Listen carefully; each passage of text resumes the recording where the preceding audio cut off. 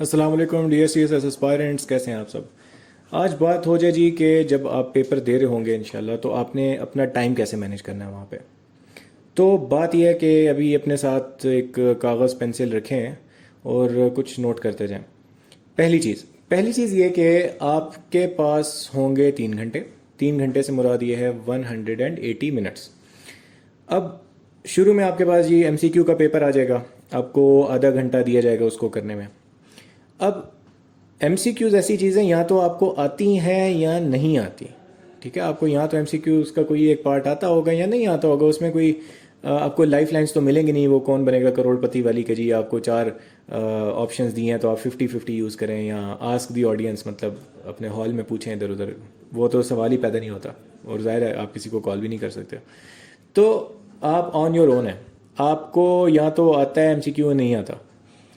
तो भाई आता है नहीं आता उसको जल्दी जल्दी करो। ठीक है, एंड में जो आपको आते हैं तो सीधे सीधे पहले ही गो में कर लिए। उसके बाद दोबारा जब आप बैठे हैं तो आप ज़्यादा से ज़्यादा ना आधे मिनट से ज़्यादा एक पे ना लगाएं। कोशिश आपने ये करनी है कि 20 मिनट के अंदर 1 मिनट के लिए एक एमसीक्यू बहुत है सोचने के लिए। ठीक है, 20 मिनट में 20 एमसीक्यूज़ निकालें, जान छुड़ाएं उससे और उस पार्ट पे आ जाएं जो सब्जेक्टिव वाला है, क्योंकि वो मेन चीज़ है जिसकी आपने ज़्यादा तैयारी की थी और वहाँ से आपने नंबर बैलेंस करने हैं इंशाल्लाह। अब जी आपने क्या किया, आपको जब 10-15 मिनट गुजरते हैं ना एमसीक्यू की जब मिलती है तो आंसर शीट्स पकड़ा देते हैं और फिर साथ साथ क्वेश्चन शीट जो शीट होती है वो भी आपको डिस्ट्रीब्यूट करना शुरू कर देते हैं। तो आपके 20 मिनट गुजरने से पहले पहले आपको क्वेश्चन पेपर सब्जेक्टिव का प्लस आंसर शीट मिल चुकी होती है। अब आपने करना ही है, 20 मिनट में किए एमसीक्यूज और बस जान छुड़ाई। आपके पास पीछे रह गए 1 घंटा और 60 मिनट। उन 1 घंटा 60 मिनट में अब मैं आपको जो स्ट्रेटजी बताना चाह रहा हूँ वो स्ट्रेटजी है जो मैंने उधर यूज़ की थी, तो आजमाई भी स्ट्रेटजी है। बाकी अगर अभी तक आपकी कोई ना कोई स्ट्रेटजी ऑलरेडी बन चुकी है तो और उस पर आप बिल्कुल सेट हैं तो उसे मत छोड़िएगा। लेकिन अगर आप अभी सोच रहे हैं कि कैसे मैनेज हो तो प्लीज़ ये आप कंसिडर कर सकते हैं। अच्छा, 2 घंटा और आपके पास रह गए 40 मिनट, मतलब 160 मिनट्स। अब 160 मिनट्स को आपने अब 4 सवाल करने हैं सब्जेक्टिव के। अब 4 सवाल जब करने हैं सब्जेक्टिव के तो इट मीन्स कि आपके पास हर सवाल के लिए कितने मिनट हो गए, 40 मिनट। ठीक है, 40 × 4 = 160। तो आपके पास 160 मिनट्स हैं और 40 मिनट्स पर क्वेश्चन आपके पास अवेलेबल है। अब इन 40 मिनट्स में आप 2 काम कर सकते हैं। या तो ये कि जी आपने सवाल पढ़ा और धड़ाधड़ उस पर लिखना शुरू कर दिया, या फिर आप ये कर सकते हैं कि शुरू में 5 मिनट पर क्वेश्चन अलग कर लें। मतलब कितने हो गए, 20 मिनट आपने अलग कर लिए। शुरू के 20 मिनट अपने आंसर्स, अपने जो मेन आपके सब्जेक्टिव पार्ट है उसको शुरू ना करें। आप सीधा चले जाएं उस आंसर शीट की बैक साइड पे, रफ वर्क ऊपर हेडिंग दे दें रफ वर्क। ठीक है, और वहां पे वो 4 सवाल जो आपने फाइनलाइज किए हैं सोचें उन पे। ठीक है, क्वेश्चंस को बार बार पढ़ें, ऊपर से नीचे तक एक एक लाइन पढ़ें और फिर फाइनल कर लें, अच्छा जी ये 4 सवाल मैंने करने हैं। और जिसमें आप सबसे ज़्यादा कॉन्फिडेंट हैं और सबसे ज़्यादा आपका जो स्ट्रॉन्ग जो क्वेश्चन है वो आपने सबसे पहले कोशिश करनी है, अटेम्प्ट करें।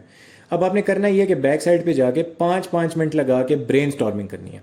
उस ब्रेन स्टॉर्मिंग में आपने 2 काम करने हैं। पहला, स्ट्रक्चर फाइनलाइज करना है कि भाई मेरे आंसर का स्ट्रक्चर क्या होगा from start to finish. Introduction, फिर ये मैं कॉजेज बताऊंगा, ये कॉजेज बताऊंगा, 5-6 आपने नोट डाउन कर लिए, फिर ये इफेक्ट्स बताऊंगा, फिर सोल्यूशंस बताऊंगा। जो भी जिस किस्म का सवाल है डिपेंडिंग ऑन के वो क्या मांग रहे हैं, एक स्ट्रक्चर दें और आखिर में कंक्लूजन।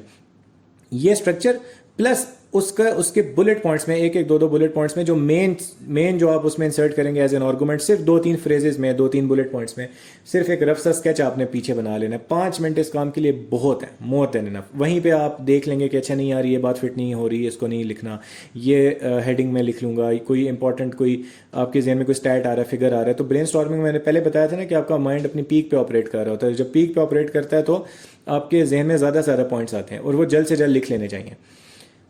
तो 5 मिनट फी सवाल के हिसाब से आपने शुरू में लगा लिए, ब्रेन स्टॉर्मिंग कर ली। आपने पहले 20 मिनट में अपने सब्जेक्टिव का स्टार्ट करने के शुरू 20 मिनट में आपने अपना पेपर सॉल्व कर लिया। पीछे रफ साइड पे आपने अपना पेपर सॉल्व कर लिया। सारे वो चीज़ें जो ब्रेन स्टॉर्मिंग में इकट्ठी करनी थी आप कर चुके हैं। अब सिंपल आपने उनको एक एक चीज़ को खोल खोल के वहाँ पे एक्सप्लेन करना है आपने। उसके बाद शुरू के 20 मिनट आपने अलग कर लिए। तो अब आपके पास कितने मिनट बच गए, 2 घंटे और 20 मिनट। ठीक है। बाकी के जो 40 मिनट थे तो उसमें से 20 तो आपके एमसीक्यूज और बाकी जो 20 हैं वो ब्रेनस्टॉर्मिंग। अब आपके पास सुकून से 35-35 मिनट हैं एक एक सवाल के लिए। आपके पास पूरा पेपर पहले से सॉल्व हो चुका है रफ साइड पे, आपने सिंपल एक एक चीज़ को लेके, और इसमें आपको फ़ायदा कैसे होगा, अब टाइम कैसे मैनेज होगा। टाइम ऐसे मैनेज होगा कि एक तो हर सवाल के लिए अब आपके पास 35 मिनट है। सेकंड ये कि जब आपने पहले से वो सारी चीज़ें ब्रेनस्टॉर्मिंग करके पीछे इकट्ठी कर ली हैं तो अब आपके आसानी ये है कि जब आप उसको लिखेंगे और सामने घड़ी होगी तो आपने एक एक चीज़ को आपने सामने घड़ी रखी हुई है, आप एक एक पॉइंट को उतना ही लिखेंगे कि जितना आपको पता है कि यार अब मैंने 4 पॉइंट्स और लिखने हैं, 10 मिनट रह गए हैं तो मुझे ज़रा लिमिटाइज करना चाहिए चीज़ों को, तो आप अपनी स्पीड ऊपर नीचे इस लिहाज से मैनेज कर पाएंगे।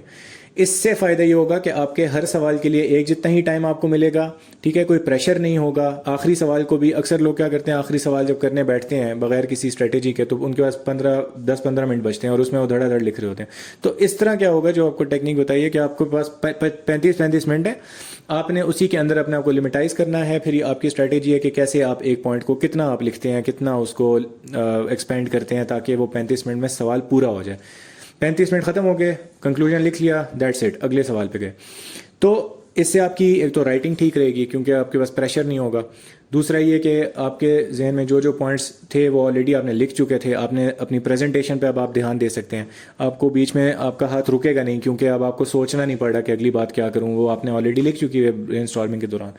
इस तरीके से आपकी प्रेजेंटेशन बेहतर होगी, आपका टाइम मैनेज होगा और अपने आप को आप उतना ही लिखेंगे जितना आपको पता होगा कि यार टाइम अब इतना रह गया इस सवाल के लिए तो मुझे I have to wind up, तो आप उसको अकॉर्डिंगली एक्सपैंड करेंगे या लिमिटाइज करेंगे अपनी सारे आर्गूमेंट्स और सारी चीज़ों को। तो इस तरीके से, इस अप्रोच से आपका टाइम मैनेज होगा, आपकी प्रेजेंटेशन बेहतर करने का आपको मौका मिलेगा, तमाम सवालों के जवाब बैलेंस्ड होंगे, एक जितनी ही उनकी आपको टाइम ड्यूरेशन सबके लिए एक जितना मिल जाएगा। साथ ही साथ आपके जो लेंथ है आंसर्स की वो भी एक जैसी ही यूनिफॉर्म रहेगी क्योंकि आपने एक जितना टाइम सब पे लगाया होगा। So this is how you should approach it. ये अप्रोच बिल्कुल गलत है कि पहले सवाल पे ज़्यादा फोकस कर लिया, उस पर ज़्यादा टाइम लगा लिया, 40-50 मिनट लगा लिए और फिर उसके बाद बाकियों पे इतना टाइम, क्योंकि जी आप अगर ये सोचें कि एग्जामिनर बस उसने पहला सवाल पढ़ लेना है, पहले 2 पढ़ लेने, नहीं, वो हर सवाल को गो थ्रू करता है, वो देखता है कि यार कितनी एफर्ट लगाई है हर सवाल में, कितना आपने उसको एक्सपेंड किया है, किस हद तक आपने वो जस्टिफाई किया है, हेडिंग्स कितनी दी हैं वगैरह वगैरह, प्रेजेंटेशन। तो वो तभी हो पाता है जब आप टाइम मैनेज करते हैं। So this is it. I hope कि आपने इसको नोट डाउन किया हो और एंड में आपका यही एम होना चाहिए जब आप अपना सिलेबस कवर कर रहे हो या पास पेपर्स की प्रैक्टिस कर रहे हो कि आपने कैसे अपने आप को 40 मिनट में स्क्वीज करना है, जिसमें से आप 5 मिनट अलग करें ब्रेनस्टॉर्मिंग के लिए और बाकी 35 मिनट फिर उसको अटेम्प्ट करने पे। So this should be your ultimate goal कि आप इस लिहाज से एंड में टाइम मैनेज कर पाएं।